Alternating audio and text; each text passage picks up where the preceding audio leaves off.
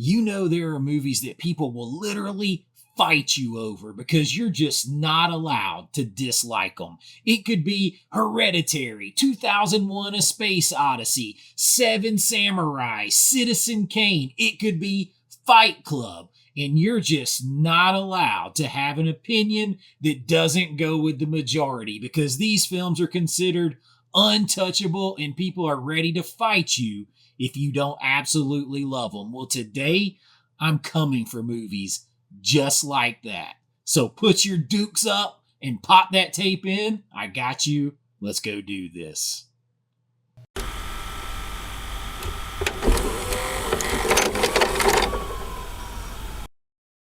All right, so if you're still here, you know exactly the type of movies I'm talking about. The ones that everyone just has to have, you love, no matter what. And the pretentiousness falls off of these films like manna from heaven. They're absolute classics, untouchable, and the pearls will be clutched if you don't like these films. And in some cases, I do like these films. A couple on this list, maybe. I'm going to explain myself when I get there because every time you say you don't like one of these films, people want to put you on trial. Today I'm putting myself on trial and we're going to go after it and jump right into this list. All right, now every film here is on here for a real reason, filmmaking, vibes, whatever it is, and I'm going to explain it. We're going to start with an easy one, and that is 2004's Napoleon Dynamite. I just don't get it. I never have. This one, like half of you might actually agree with me on this one. This one might be the least controversial one on here, but people talk about this movie like it's the greatest thing ever. Another film in this category for me is Juno, and it's like, man, I would rather watch paint dry than this. And because Napoleon Dynamite is a movie about nothing, really starring no one, where nothing happens. And I understand that's supposed to be the charm, the deadpan, the awkwardness, the whatever, all of it. It's just supposed to be there. But here's my problem. Little bits are not a movie. This is 90 minutes of the same joke over and over again.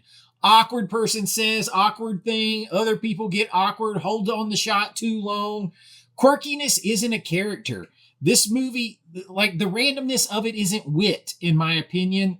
It's like, if you like it, more power to you. That's the case with all these. I'm not saying you can't like it because I'm not going to jump on the other side of this fence. But some movies catch lightning in a bottle like this and everybody kind of gets this agreed upon hype train. This is one of them. The whole vote for Pedro thing everywhere. Everyone insisted it was so great. It ain't all that, Chief. It comes in at number 10. All right, now the next one's probably going to hurt some feelings because I've tried 2 times to get through this movie and I cannot get through The Batman from 2022. And I know it's like the internet's like favorite Batman movie right now, but I'm going to be honest, I would rather watch Ben Affleck play Batman. All right, I would. I would. And I'm not a Snyder bro in any single way. But the Batman, everybody wants to be, is finally the Batman as the detective that we're looking for. What it really is like 3 hours of Batman like whispering in the rain with orange street lights and Bruce Wayne who, yeah, I don't get it. Like it is like this. Listen, there's some cool cinematography in there. I'm not going to lie about that. They're like some of the stuff they used, old lenses, like vintage lenses, and things. And I like that, but there's some real craft there. So that one gives it points for me. It's not like on the hate. I don't hate this movie. Like I hate Napoleon Dynamite. I don't hate this movie. There's things that I like about this movie, but where this movie actually is with me versus what everyone else demands it to be are super off kilter. You have good villain in here and things like that to hang on to. But for me, you have Batman is Michael Keaton with those Batman films I love. And then I like Christian Bale in the first 2 Batman films he did. The third one's but I like Batman Begins better than most people. So I'm going to leave it. No amount of Nirvana needle drops is going to save this movie for me. So the Batman comes in at number 9. I'm taking a deep breath because a lot of you are about to have a fit, because this is 2021's Dune, and I can't do it. 4 times now. 4 times I've tried to watch Dune. I own Dune 4 times. 4 times I didn't make it. Okay. I don't see it. I don't see it. The production is staggering when it's not. I guess if you want to get that to it, it is a 2.5+ hour prologue. That's what it is. And nothing finishes in the movie. Nothing finishes in the movie. It's slow. There's no completes, no promises that pays off. None of that stuff. It's all set up. I mean, you can, if you like this look, then it's gorgeous. But it's so solemn and so self-serious for the whole setup of this thing. The movie came out 3 years ago now, and 3 years later, everyone's just like, oh, it's the greatest thing. It's Dune. Can't wait on the final Dune. The Dune is going to be so great. I'm like, I still haven't gotten number 2 because I haven't completed number 1 yet. Yeah, I don't know. I mean, I will keep trying. My deeper issue is that the director here, he makes other films that I like and things, but man, this thing is cold. Emotionless. I mean, it's just sterile to me for a film like this, and I don't get it.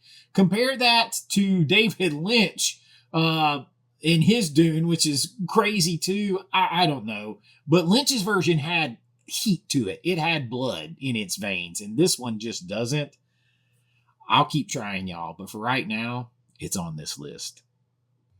Now, the next one might be the newest film on this list, and I actually did a whole video dedicated to this one because I said it was all style, no substance, and that is The Substance. And the truth is it's a kind of a ripoff, too.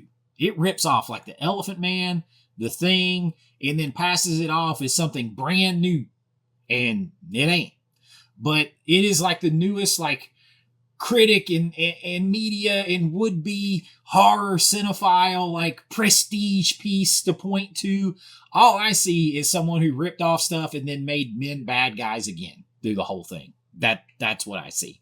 Despite this girl making her own choices, that's what I see. The whole thing with Dennis Quaid and the chewing you up and spitting you out with the shrimp. It's this movie is all about how Hollywood chews up women and spits them out, discards them at old age, and all of that, and the pressure to stay young, and blah, blah. That's not new either, or groundbreaking. They didn't know how to end this movie. She tried to end it 4 different ways. She had no idea how to end it. There was a lot of problems. For me, this movie puts message and style above everything else, and then passes it off as something new. I make movies. I make horror movies. Some of them be cheesy, over the top, all that. Shock value is what she's going for here to help drive all that stuff home. That should be a tool in the drawer. That's the only tool she pulls out the whole time. It's shock value and messaging. The shock value is ripped off from other things that did it better, like The Thing. And there you go. I don't see it. It's message heavy and pretentious here too, wrapped up in protective horror armor. So The Substance is on this list. All right, we're at the midway point on the list. I couldn't do a list like this without talking about Jordan Peele. So you might as well get out, because man, I am not a Jordan Peele fan, and I do not like this movie. Not even a little bit. Okay? This is maybe dangerous territory to some of you that think this is the greatest thing ever. I just see a guy that keeps ripping off Rod Serling. That's what I see. Every time, I can't watch a movie if it's like, oh, hey, ripped that off from Rod Serling and took credit for it. Get Out has a cool premise that he borrowed.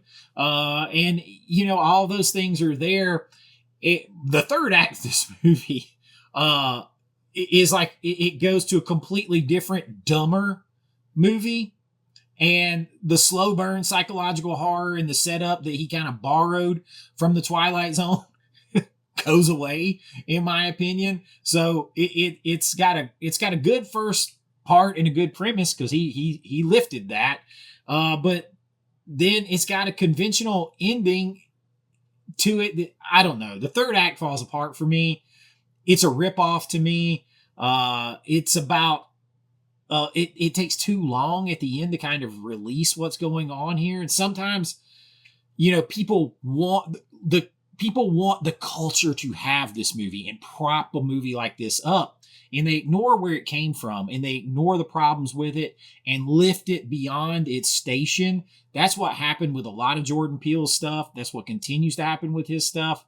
He's kind of gotten quieter and quieter because that stuff isn't quite as in vogue to lift up, and you actually got to make a better movie, and I'm not sure he's capable of it. Get out. Get out. Okay, if you've been here a while, you probably know this next one's coming, or you're looking for it, and that is Hereditary. Sorry. If I could, I would put Hereditary, the Vitch, on Nosferatu by Robert Eggers. I would put these on every list that I could. I would just cram them all and just say, here's the A24 section. But Hereditary seems to be like this big darling, and it's like the crown jewel of elevated, huffing your own gas horror right here is what you got with this. And Hereditary it's got a good performance by Toni Collette. I've said many times, though, she's turned up to 11 the whole time. After directing actors for 20 plus years, and it doesn't matter if they're super famous or not, I've directed famous actors and not famous actors, being crunk up to one speed or down to one speed, much easier than having a nuanced up and down realistic approach. Much harder, okay? That's why she didn't win. Everybody's like, why didn't she win? I was like, well, she just cranked up crazy to 11 the whole time. She gets to be super emotional. It makes it easier, believe it or not.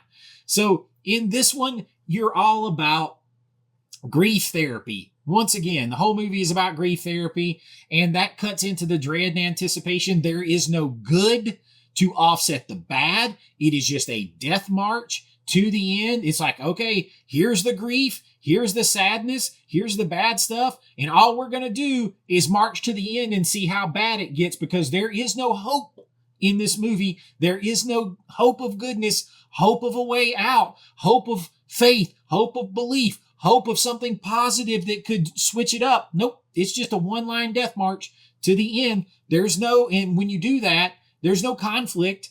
There's no possibilities one way or the other. It's just waiting to see how bad the grief gets and how bad it turns out for them all.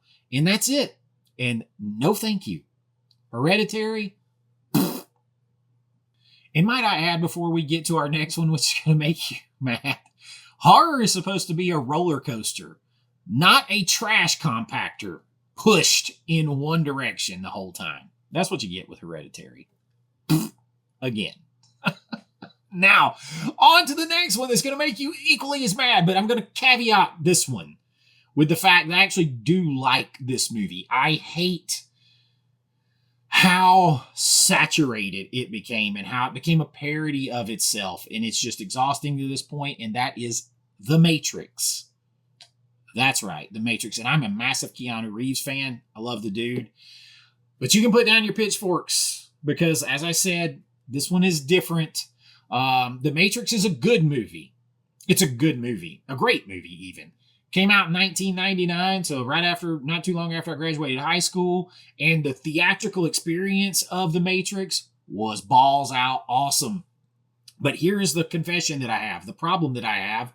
I can't hardly watch it anymore because the movie has been so quoted, so parodied, so memed, so referenced, so red-pilled, blue-pilled, think-pieced, over-analyzed, whatever, completely for so long that the actual film underneath it has dissolved into something else. And so every line of it feels like a meme. Every scene of it, every action piece of it feels like a parody that I have seen 1,200 times again and again over the last 27 years or whatever it is.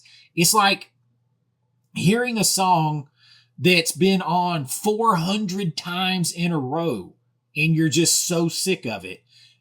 And now you've turned it off and you swear you still hear it. That's what it is. And when you do fight through it, the urge to just watch the film, it's good. It's still good.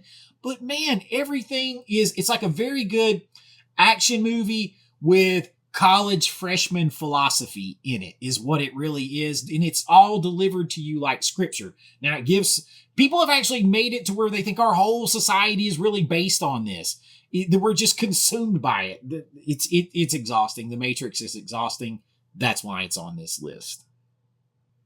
All right, now the canon gauntlet, the gauntlet of films that are just in this pantheon, the head canon of greatest films that you're supposed to love no matter what. And as much as I'm a fan of his, Stanley Kubrick's 2001 A Space Odyssey is boring. Period. The end. Listen, I understand it's an important film. I understand technically it is beautiful to look at. That's what I get from it, is an education on cinematography. Especially for 1968, it's like a damn miracle. But the effects, the ambition, all that I appreciate. And as a filmmaker who taught the stuff, I love just diving deep into how it's made. But as a viewer, this movie is like a beautiful screensaver with philosophy attached to it. That's what it's like. 25 minutes of apes, 15 some odd minutes of docking sequences and set to like waltzes and a light tunnel that goes on so long that it loops from profound to parody. All right. And then comes back again. There are maybe 40 minutes of actual story and stuff happening, right, in this movie. 40 minutes, the Hal story, all of that.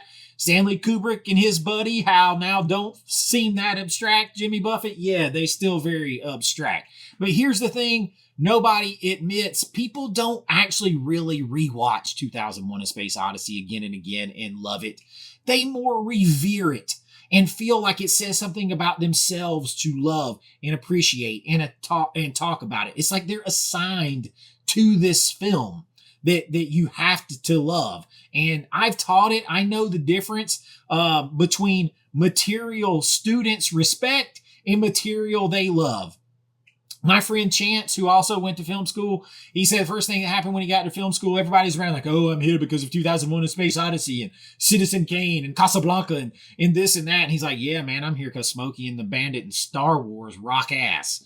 That's real. That's real for the majority of people. But these movies are like currencies that you must spend. Otherwise, you go broke in front of everybody else. And that's why it is on this list.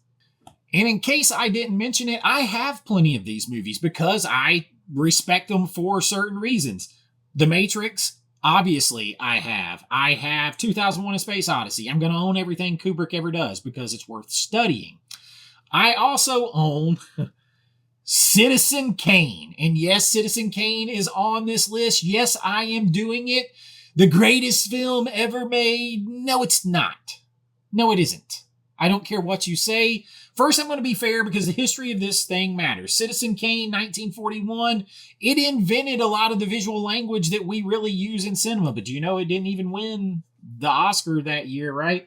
But all like the deep focus, the ceilings in frame, there's so much, the non-linear structure, the camera pushing through like the nightclub skylight. Orson Welles was, listen, I also love The Third Man. Now that's much more fun to watch with all of his Dutch angles and everything.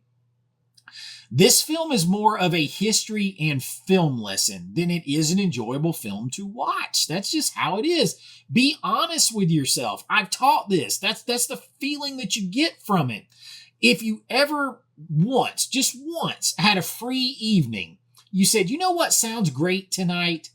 Throwing on Citizen Kane and ordering a pizza and having a good time. You haven't said that. Nobody said that. Nobody. Because Kane is all technique, no temperature, no fun really to it. It's 2 hours of dazzling style circling an empty container. That was the notes that I wrote to myself. It's sort of like it is an academic class. That's what it is. It's an academic film. It's the most academically like decorated film in history. It is an academic film that they fall all over themselves for. A masterpiece canonized because it flatters the act of studying it. That's what it does. Style all the way down. no substance in the way that you're looking for, no fun in the way that you're looking for, but pure study. And if that's your thing, then go for it. There's a time and place for it. But to say everyone loves this film and it's the best film ever, no. Empire Strikes Back, infinitely better film. All right, and we're going to go to a film at number 1 here that I don't own because I don't like it. I genuinely don't like it. And we're going to talk about it, even though you're not supposed to talk about Fight Club. I just don't get it. I never have. I've seen this movie a bunch of times. I don't get it. This movie, it's like the movie that a certain generation of men, my generation really treats as scripture. And really just a couple years younger than me. They treat it as scripture. The Fight Club, don't talk about Fight Club. Gen X's most misread movie, maybe, is Fight Club, including by the people who love it the most, and honestly, including by the movie itself. So you start with the twist here because everybody who worships the twist actually breaks the movie. In my opinion, it breaks the movie. It doesn't enhance the movie. It breaks the movie. Watch it a second time, a third time, whatever, knowing that Tyler isn't real. Sorry, spoiler alert, you're here, so take it. Tyler isn't real. So half of the film stops making sense physically once he's not there. Who's driving the car? Like, who's fighting in the parking lot? What did 100 witnesses see? They just see a guy punching himself. Like, is he reaching over driving the car? Is he driving and imagine someone else is? The movie waves it away as style, with the style that he uses in the movie, and kind of a smirk of like, aha, I got you, twist, twist, twist. But it doesn't explain anything. It doesn't make any of that make sense. Fincher is a master. I like a lot of Fincher stuff, but look at this film. There is a deeper problem here. This movie is about how consumerism hollows out men, about rejecting image and product and the things that you own not owning you.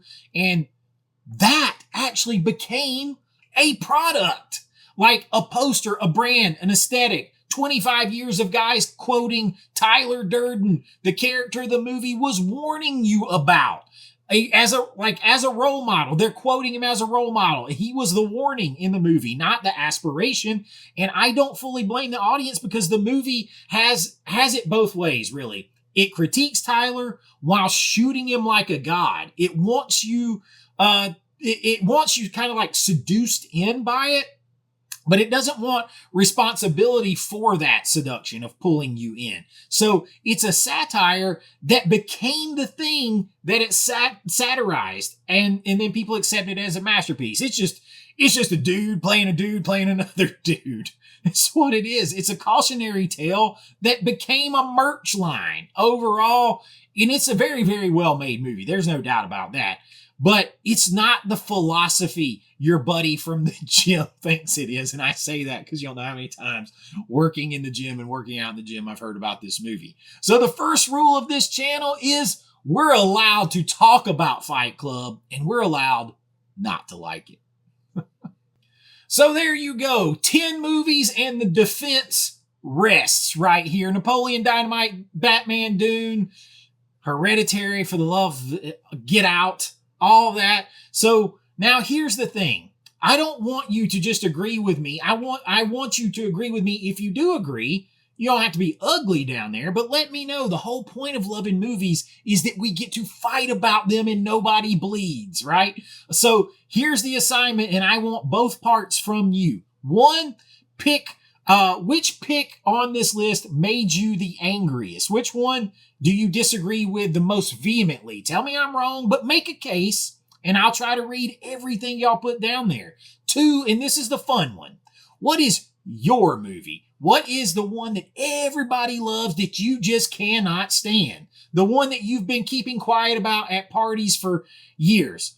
Confess. Tell it all, brother, sister, down there in the comments, and not the ones to be an edgelord, not just to say, oh, I'm going to pick the most movie that I know he likes or that I know people like, and I really like too, but I'm going to write it down there just to be an edgelord and tick people off. Don't do that. Be honest. Let's have an honest discussion down there. And while you're there, hit like, subscribe, hype up the video. That helps out the channel. We are trying to reach 100,000 and beyond by the end of the year, and I need your help to do it, and I appreciate everything, you guys. If you want to help support a little bit more on our way, my Patreon link is down there in the description. You'll get your name and lights on every video, special members only videos, and so much more, and everything helps the channel, and I really do appreciate it. But until next time, have fun out there, whether you like the movie or not, and be kind, rewind like always. This is Chase with AV Pop Culture, and I'll see you real soon.